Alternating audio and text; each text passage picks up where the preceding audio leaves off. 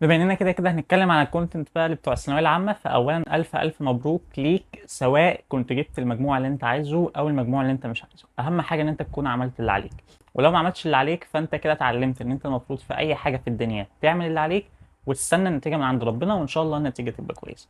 سواء جبت مجموعك او ما جبتش مجموعك، فانت عملت اللي عليك وخلاص، ودوت تقدير ربنا ليك، وديت حاجات احسن بكتير قوي من اللي كانت هتحصل لك لو جبت المجموع اللي انت عايزه. النهارده انا جاي اتكلم معاك وعن كليه حاسبات ومعلومات، وخلي بالك ديت مش لعلم رياضه بس، هي لعلم رياضه وعلم علوم دلوقتي. فلو انت علم رياضه ركز معايا، ولو انت علم علوم برضه ركز معايا، علشان الكليه ديت ناس كتير قوي عايزه تدخلها، بس هي فيها عيوب كتير ممكن تخليها ما تنفعلكش او ممكن تخليك ما تدخلش الكليه ديت. فركز معايا وتعالى بعد الانترو. اول حاجه، كليه حاسبات ومعلومات هي كليه لمين اصلا؟ يعني مين المفروض يخش كليه حاسبات ومعلومات؟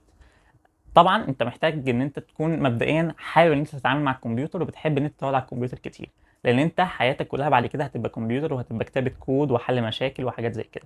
فانت محتاج ان انت تكون بتحب الكمبيوتر وبتحب تقعد على الكمبيوتر. مش محتاج خالص ان انت تبقى عارف اي حاجه في البرمجه او عارف اي حاجه عن الاكواد والحاجات اللي زي كده، لان الكليه هتاخدك من الاول للاخر، تاخدك من البدايه خالص ان انت ما تعرفش اي حاجه، وهتبدا ان انت تتعلم معاهم واحده واحده. هنتكلم بقى عن المميزات بتاعت الكليه والعيوب بتاعت الكليه، فركز معايا ونسمع الاول المميزات. انا مسجل المميزات كلها والعيوب كلها في ورقه علشان ما انساش اي حاجه، وعشان اقول لكم كل التفاصيل عشان تبقى عارف انت هتدخل الكليه ديت ولا لا. فعندنا المميزه الاولى، وهي ان الشغل في المجال بتاعنا كتير جدا. يعني انا اكاد ازعم، انا مش معايا ارقام بس اكاد ازعم ان في المستقبل، في خلال مثلا 5 6 سنين الجايين، هيبقى 60% او 70% من الشغل عموما شغل الكليه حاسبات، اللي هو بقى سواء ذكاء صناعي او اي اي اللي هو الذكاء الصناعي يعني، او حاجات زي الاي تي، او حاجات زي السي اس، او حاجات التليفونات والتلفزيونات والحاجات دي كلها. فانت دلوقتي عندك البرامج ديت بتخش في كل حاجه، فبناء عليه عندك شغل كتير جدا لكليه حاسبات، والشغل كل شويه بيزيد. اقل ماركت عندنا بيزيد في السنه بحوالي 10 ل 15% من القيمه بتاعته. بناء عليه بيبقى فيها 10 ل 15% زياده في عدد الموظفين المطلوبين. يعني مثلا لو مطلوب في اول مره 100، المره الثانيه هيبقى مطلوب 115، وهكذا وهكذا.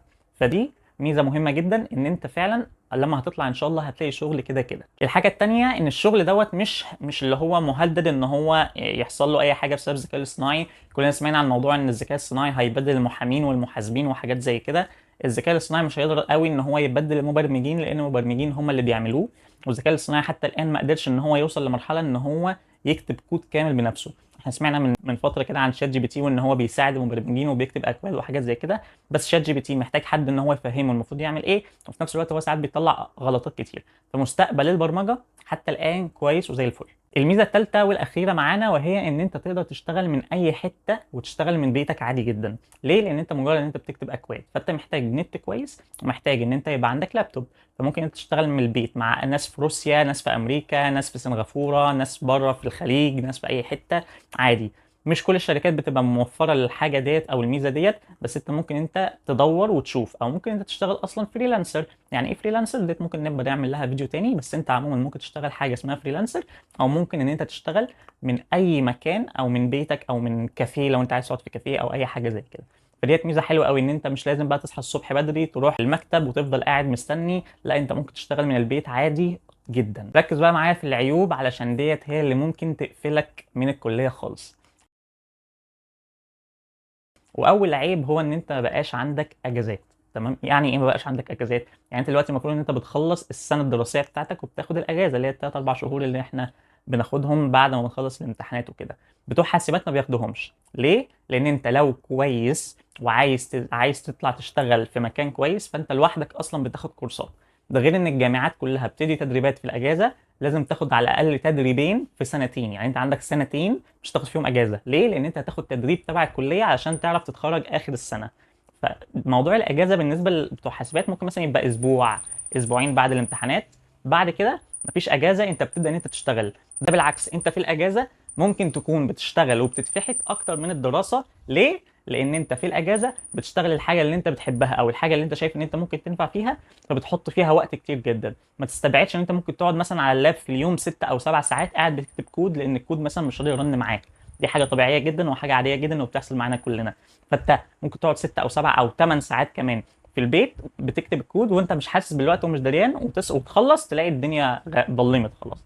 فموضوع ان انت بقى تاخد اجازات وان انت مجرد ان انا بذاكر او بمتحن وبجيب درجات كويسه وهطلع اشتغل ومش عارف ايه دوت، مش في حاسبات خالص. حاجه تانية بقى ان هي المناهج ملهاش علاقه بالشغل قوي. واظن ان دوت موجود في كل الكليات عموما يعني، بس انا مش متاكد، انا ما اعرفش غير حاسبات. ففي حاسبات المناهج اللي احنا بناخدها يا جماعه مناهج قديمه، مناهج مثلا بقى لها 10 15 سنه على الاقل. انت دلوقتي التكنولوجيا بتاعتك بتتطور في خلال سنه او سنتين بكتير قوي، فالحاجات اللي انت بتاخدها في الكليه مش هتقدر ان انت تستخدمها في الحياه العمليه قوي. فعشان كده بقول لك ما بتاخدش اجازات، لان انت في الاجازه بقى بتبدا ان انت تذاكر الحاجات الجديده اللي هتخرجك تخليك تشتغل، او بتبدا ان انت تدور بقى على تدريبات وحاجات تانية زي كده. فديت برضو عيب من العيوب بتاع الكليه. تالت مشكله هي ان العماله كتير. يعني بالمميزات اللي انا بقولك عليها، ان انت ممكن تشتغل من البيت وان انت ممكن تشتغل فريلانسر وان انت المرتبات بتزيد والسوق بيزيد وكده، فاكيد في عماله بتزيد. والفكره بقى عندنا ان احنا مش زي طب او هندسه.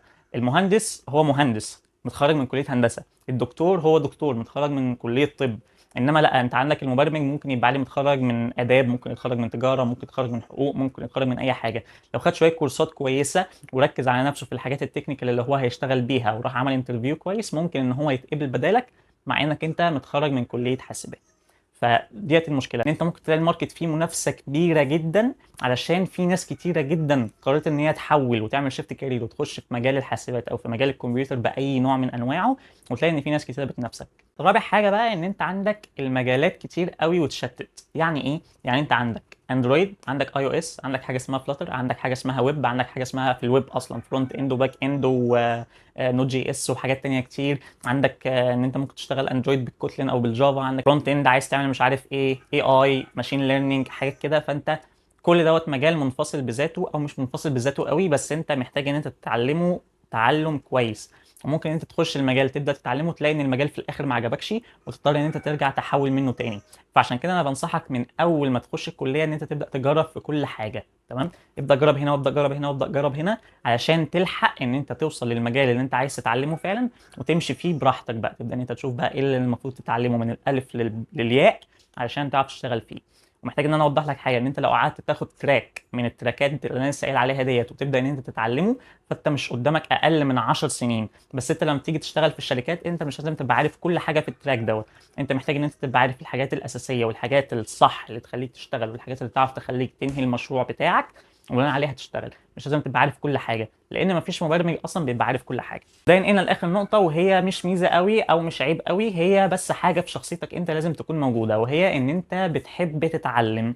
ليه؟ لان انت هتتخرج من الكليه مثلا وافترض ان انت اشتغلت سنه سنتين، هتلاقي ان التقنيه اللي انت اشتغلت بيها ديت ادمت والشركه عايزه تحدثها. فانت تعمل ايه؟ تبدا ان انت تتعلم التقنيه الجديده من اول وجديد. مش من اول وجديد ده اللي هو ان انت من الصفر، لان البرمجه كلها فيها شويه اساسيات انت لما بتبقى عارفهم بتعرف ان انت تستخدمهم في اي حاجه تانية. بس بقى هتبقى محتاج ان انت تتعلم ازاي تكتب كده، ازاي تعمل مش عارف ايه، ازاي تسطب حاجه، ازاي تشغل حاجه كده يعني. اللي هو كل شويه انت بتتعلم حاجات جديده، وكل شويه اصلا انت بتعرف حاجات جديده مش موجود ما كنتش تعرفها في التراك بتاعك ديت، ومحتاج ان انت تستخدمها في المشروع الجديد اللي انت شغال عليه. فلو انت مش بتحب ان انت كل شويه تتعلم وكل يوم تصحى تتعلم حاجه جديده، يبقى حاسبات مش هتبقى مناسبه ليك قوي. طيب بعد الكلام اللي انا قلته دوت، لو انت لسه مقتنع خالص ان انت عايز تخش حاسبات، فديت حاجه بس عايز اتكلم عنها في كليه عين شمس اللي هي حاسبات عين شمس، لان انا من عين شمس. انا ما اعرفش اي كليات تانية، بس اللي انا اعرفه ان الكليات التانية احسن مننا شويه. ليه؟ هقول لك على شويه العيوب اللي موجودين في عين شمس بالنسبه لي وبالنسبه للناس اللي انا اتكلمت معاهم. وشوف لو انت عايز تخش عين شمس براحتك، مش عايز تخش عين شمس ممكن تخش بنها او تخش اي كليه تانية انت عايزها. وانا انصحك ان انت تجرب بنها مثلا او حاجه، لانها بتكون ألذ واسهل والدكاتره بتاعتهم الطف يعني. المشكله عندنا في عين شمس ان الدكاتره عندنا صعبين قوي. المناهج نفسها مش هتلاقيها صعبه او مش هتلاقيها مستحيله، لا الدكاتره نفسهم هم اللي صعبين. الدكاتره ممكن مثلا تلاقي ان هو عمال يحط لك في تاسكات وكويزات ومش عارف ايه، واكن الماده بتاعته هي الماده الوحيده اللي موجوده، او اكنك انت الترم دوت شغال على الماده بتاعته بس. فده هيخلي الموضوع بالنسبه لك صعب شويه. بس التفكير برضه انت مش هتقدر قوي تجيب المجاميع العاليه قوي اللي انت متخيلها، لان الدكاتره عندنا ما اعرفش بصراحه هم ايه المشكله اللي بتحصل يعني. بس انت بتخش الامتحان وبتبقى متاكد ان انت هتجيب درجات كويسه جدا، تطلع تلاقيك مثلا جايب جيد، جايب مقبول، جايب جيد جدا بالعافيه كده يعني. ديت مشكله عندنا في حاسبات، ما اظنش ان هي موجوده في جامعات تانية كتير. مشكله برضو عين شمس ان احنا عندنا اللائحه بتاعتنا بتتغير كل شويه، ما اعرفش ليه. المفروض ان اللائحه اصلا من وانت بتدخل لحد ما بتطلع ان هي بتكون ثابته عندك وما بيبقاش فيها تغييرات كتير. احنا عندنا كل شويه اللائحه بتتغير. ايه اللائحه ديت؟ لو انت ما تعرفش عن ايه لائحه، اللائحه ديت هي القواعد اللي انت المفروض بتبقى ماشي عليها عشان تعرف تتخرج من الكليه. يعني احنا مثلا اول ما دخلنا كان عندنا ان احنا عادي اي حد يتخرج وهو مثلا جايب تقدير مقبول. بس دلوقتي اللائحه بتاعتنا اتغيرت وما بقاش ينفع لاي حد ان هو يتخرج وهو جاي مقبول. تقعد ان انت في الكليه تقعد تصحح لحد ما تقديرك دوت يرفع عن مقبول. فديت مشكله عندنا ان احنا كل شويه اللائحه بتاعتنا بتتغير. حاسبات عين شمس برضه صعب قوي ان انت تشوف الامتياز. يعني انت لو انت عايز تجيب امتيازات بقى وسكه معيد والحاجات اللي زي كده، يعني الموضوع صعب قوي. حاول على قد ما تقدر انت تروح اي كليه تانية. بنها هتبقى كويسه جدا، او القاهره حتى هتبقى كويسه جدا، لان زي ما قلت لك المواد عندهم نوعا ما بتبقى ألذ شويه والدكاتره عندهم بيبقوا ألذ شويه. احنا عندنا الدفعه اللي فاتت كانت داخله الكليه حوالي 1200 واحد، اتخرج منهم من حوالي من 200 ل 400 شخص، ده على حسب كلام ناس كتيره جدا.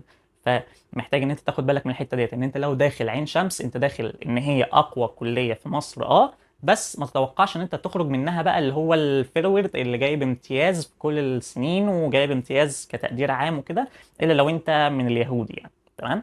فده كل حاجه كنت عايز اقولها لكم عن الكليه وعن تفاصيل الكليه وعن ليه تخش الكليه او ليه ما تخشش. لو عجبك الفيديو طبعا ما تنساش تعمل لايك وتشترك في القناه وشغل جرس التنبيهات، واشوفك الفيديو الجاي. يلا سلام.